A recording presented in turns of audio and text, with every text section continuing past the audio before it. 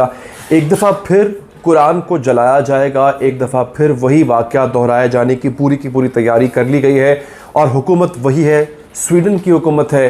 कुरान जलाने का बाकायदा एक अमल, उसको दोहराने के लिए तैयारी कर ली गई है और स्वीडिश गवर्नमेंट ने इजाज़त भी दे दी है। अमेरिका ने कुरान पाक की बेहुरमती की मजम्मत करते हुए कुरान पाक की तौहीन को घिनौना अमल करार दिया है। IT एक्सपर्ट फातिमा असद कहती हैं कि IT के हवाले से मुनाकिदा सेमिनार इंतहाई अहमियत का हामिल है। नौजवान वक्त शुरू हुआ था, फिर उसके बाद और अखबार आए थे। हमने शोरश कश्मीरी, हमने जफर अली खान, हमने हुसैन नकी, हमने इन लोगों की कुर्बानियाँ देखे। नमस्कार दोस्तों, जय हिंद।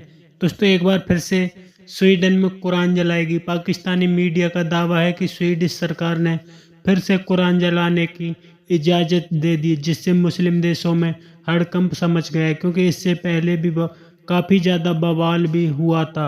क्या है पाकिस्तानी मीडिया का रिएक्शन। वीडियो को स्टार्ट करते हैं, लेकिन उससे पहले यदि आपने हमारे चैनल को सब्सक्राइब नहीं किया तो सब्सक्राइब करें। वीडियो पसंद आए तो लाइक करें, कमेंट करें और शेयर करें। जय हिंद, वंदे मातरम। लेकिन इसके साथ साथ जो कुछ इराक में हुआ है वो आपके लिए जानना बहुत ज़रूरी है। इराक में बाकायदा तौर पे अपने तमाम तर ताल्लुकात स्वीडन से ख़त्म कर लिए। इसके साथ साथ मुजाहिरीन ने जो स्वीडन की एम्बेसी के साथ किया, मैं आपको वही बताऊंगा। लेकिन नाज़रीन, सबसे फोरमोस्ट खबर है वो ये है कि स्वीडन ने ये इजाज़त दी क्यों है। और इससे पहले एक और शख्स को, एक और मुसलमान शख्स को ये इजाज़त दी गई थी कि वो कुरान के बाद इंजील भी जला सकता है और तौरात भी जला सकता है। पहले आसमानी किताबों, सहीफ़ों के हर हम ईमान रखते हैं, लेकिन एक और बदबख्त शख्स ने कहा कि मैं अब दोबारा कुरान जलाऊंगा, तो उसकी परमिशन भी स्वीडिश गवर्नमेंट ने दे दी। मैं सवाल मेरा ये है कि ये स्वीडन गवर्नमेंट को प्रॉब्लम क्या है। इससे जो कोई भी कोई परमिशन मांगता है उसको परमिशन मिल जाती है, क्यों? और तो किसी चीज़ की परमिशन नहीं है। यहाँ पे कहो ना तुम, अगर यहूदियों के ऊपर जो कुछ हुआ दूसरी जंग अजीम में, उस पर बात करने की परमिशन आप इनसे मांग के देखें, आपका जीना महाल कर देंगे ये लोग। तो खैर, मैंने आपको जो खबर देनी थी, जिसकी वजह से मैंने ये वीडियो बनाई है, सबसे पहले तो मैं आपको बताता हूँ इराक ने क्या किया, फिर हम बात करेंगे कि स्वीडन एम्बेसी, स्वीडन की गवर्नमेंट ने वो परमिशन जो दोबारा दी है कुरान को जलाने की, वो क्या परमिशन है, तो उस पर हम आते हैं। अच्छा, इसको अल जज़ीरा रिपोर्ट कर रहा है। सबसे पहले इराक में जो प्रोटेस्टर्स हैं वो मुक्तदा उल सदर, अगर आप जानते हैं मेहदी मलेशिया को, अगर आप वाकिफ़ हो, इस मेरी वीडियोस में कम से कम आपको ये एक फ्लेवर ज़रूर मिलेगा। तो मुक्तदा उल सदर मेहदी मलेशिया का ये बानी है। इसके प्रोटेस्टर्स ने ना सिर्फ एहतजाज किया है, बल्कि जो स्वीडन की एम्बेसी है इस वक्त उसको जला दिया। स्वीडन की एम्बेसी खाली हो चुकी है, आग का ढेर बन चुकी, राख का ढेर बन चुकी हुई है, और स्वीडन की एम्बेसी को जला दिया गया है। और ये बाकायदा इसको अल जज़ीरा ने रिपोर्ट किया है। और हैरानी की बात मुझे यह है कि इस पर अमेरिका ने इसको बड़ी मजम्मत की है, इस अमल की। अमेरिका ने इस बात की मजम्मत नहीं की कि कुरान जलाया गया, उससे इस बात की मजम्मत की है कि स्वीडन की एम्बेसी क्यों जला दी। नहीं, कुरान जलाना ठीक है, स्वीडन की एम्बेसी जलाना वो गलत है। हालांकि मैं खुद पर्सनली अगर मैं अपनी बात करूं तो मैं जलाओ घिराव के, मार धाड़ के खिलाफ हूं। अगर किसी ने कोई गलत काम किया है तो उसका जो जवाब है वो तशद्दुद नहीं होना चाहिए, ये मैं मानता हूं और ये गलत है। लेकिन जो इराक की गवर्नमेंट ने किया है उस पर मैं कहता हूं कि सलाम है यार आपको। मैं अपनी पाकिस्तानी गवर्नमेंट से एक्सपेक्ट कर रहा था कि शायद इन्होंने इस्लाम का झंडा उठाया हुआ ना, पाकिस्तानी गवर्नमेंट ने, इन्होंने तो इस्लाम का किला है, हम इस्लाम के फ़ौजी हैं और पाकिस्तान वाहिद इस्लामी एटमी ताकत है, लेकिन जो हिम्मत है ना वो टकेगी नहीं है इनके अंदर। वो हिम्मत दिखाई है इराक की गवर्नमेंट ने। उन्होंने क्या किया, अल जज़ीरा इसको रिपोर्ट कर रहा है नाज़रीन। वो कह रहा है जनाब, अल जज़ीरा कह रहा है कि Iraqi prime minister Mohammed Shia al Sudani, he also recalled his country's charged the affairs in Sweden.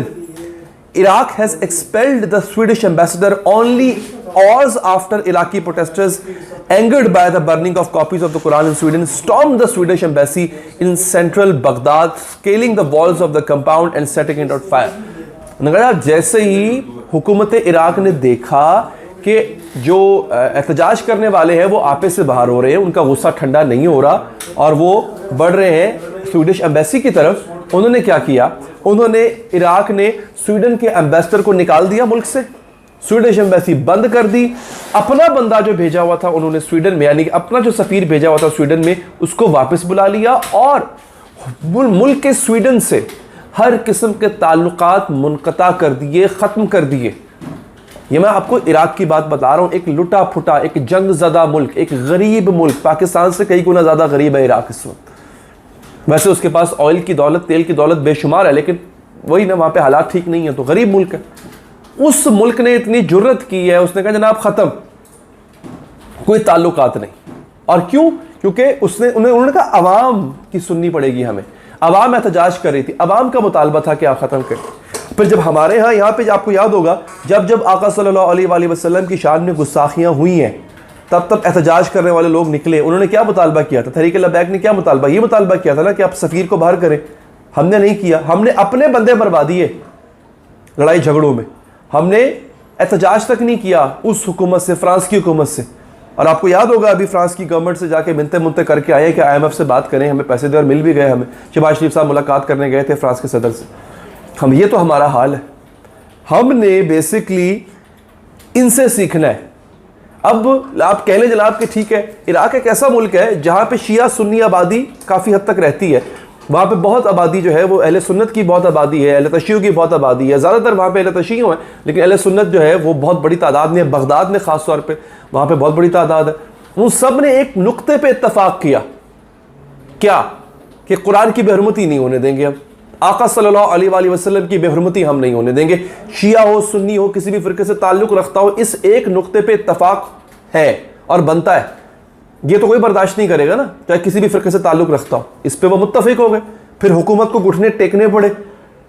अब हम क्या, हमारे यहाँ क्या होता है? हमारे यहाँ एक जमात निकलती है, खैर वो जो जमात निकलती है वो उसका एहतजाज भी कोई बंदे के बच्चों वाला एहतजाज नहीं होता। वो भी कहती है रस्ते में जो चीज़ आए उसको उखाड़ फेंको, उसको तोड़ दो, उसको मार दो, उसको तबाह कर दो।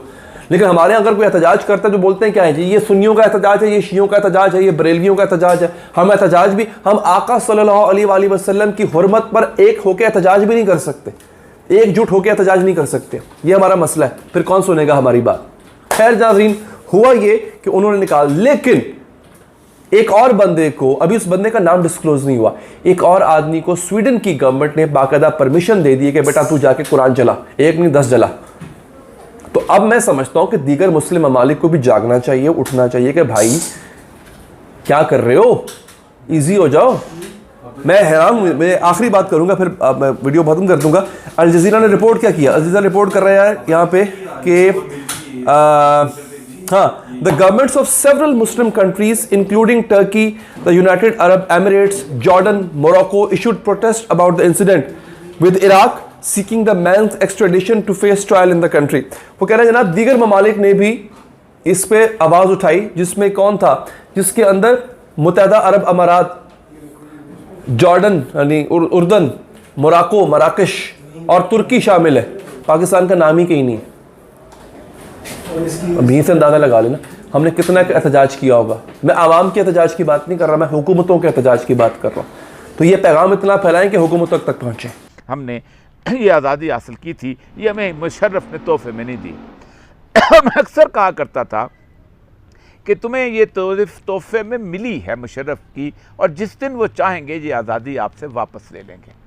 वो एक PTV या एक रेडियो पाकिस्तान जो है वही वापस आ जाएगा। आज इस वक्त 25 से ज़्यादा चैनल पाकिस्तान के अंदर मौजूद हैं, लेकिन अगर आप पूरे चैनल्स को चलाते जाएं तो आपको पाकिस्तान टेलीविज़न के चैनल और उनमें कोई फ़र्क महसूस नहीं होगा। बल्कि बाद दफ़ा तो आप सोचेंगे कि पाकिस्तान टेलीविज़न जो है, जो सरकारी टेलीविज़न है, वो ज़्यादा अकड़ फूँ से बोलता है, वो ज़्यादा आज़ादी से बोलता है। यही हाल अखबारात का भी हो चुका हुआ है कि शुरू से ही वो तो इश्तिहारात के मोहताज थे, और मैं चूँकि सेक्रेटरी इन्फॉर्मेशन रहा हूँ, मुझे मालूम है कि कैसे अखबारात में इश्तिहारात दिए जाते थे और किन अखबारात को दिए जाते थे और क्यों दिए जाते थे। लेकिन उसके बावजूद भी कहीं ना कहीं किसी न किसी तौर पर कॉरपोरेट मीडिया ने उनको आज़ाद किया था, लेकिन आज वो वापस उसी जगह पर लौट आए हैं। ऐसा क्यों हुआ है? क्या बाकी लोग जो उस पर काम करते हैं, हज़ारों लोग, क्या उनका ज़मीर मुर्दा हो चुका है? क्या वो वाकई इस तरह की सूरत हाल में है कि उनमें से कोई ज़फ़र अली ख़ान पैदा नहीं हो सकता, उनमें से कोई शोरश कश्मीरी पैदा नहीं हो सकता, उनमें कोई हुसैन नकी पैदा नहीं हो सकता, उनमें कोई मदर अली ख़ान पैदा नहीं हो सकता, उनमें कोई ऐसा शख्स पैदा नहीं हो सकता जिसे हम मोहम्मद अली जौहर कह सकें? ऐसी ही बात है। और ऐसी बात क्यों है? ऐसी बात इसलिए है कि गुज़श्ता तकरीबन 25-30 साल से, ख़ास तौर पर 1995 के बाद, दुनिया भर के कॉरपोरेट मीडिया ने, कॉरपोरेट दुनिया ने बल्कि ये सोचा था कि दुनिया भर का मीडिया उनके कब्जे में होना चाहिए। तो दोस्तों स्वीडन किसी भी कीमत पर मुस्लिम देशों से हार मानने को तैयार नहीं है, क्योंकि पिछली बार जब कुरान जलाया गया तो 57 मुस्लिम देश इकट्ठा हो गए थे, उसके बावजूद भी स्वीडन झुकने को तैयार नहीं हुआ। अब स्वीडन सरकार ने फिर से कुरान जलाने की इजाज़त दे दी, जिससे पाकिस्तान सहित सभी मुस्लिम देशों में हड़कंप सा मचा हुआ है, क्योंकि इराक ने तो अपने स्वीडन से पूरी तरीक़ा से रिश्ते भी ख़त्म कर लिए हैं, क्योंकि इराक में स्वीडन की एम्बेसी बंद हो चुकी है। इससे पहले मोरक्को ने भी स्वीडन से सभी तरह के रिश्ते तोड़ दिए थे। उसके बावजूद भी स्वीडन सरकार किसी भी कीमत पर मुस्लिम देशों के आगे झुकने को तैयार नहीं है। लगातार कुरान जलाने की इजाज़त दी जा रही है, जिससे मुस्लिम देश काफ़ी ज़्यादा परेशान है, क्योंकि इससे पहले भी 57 मुस्लिम देश इकट्ठा हो गए थे और स्वीडन के सभी तरह के सामानों का बहिष्कार करना शुरू कर दिया था। उसके बावजूद भी स्वीडिश सरकार नहीं डरी। आपकी क्या राय कमेंट में ज़रूर शेयर करें। यदि आप चैनल पर नए तो चैनल को सब्सक्राइब करें, वीडियो पसंद आए तो लाइक करें, कमेंट करें और शेयर करें। जय हिंद, वंदे मातरम।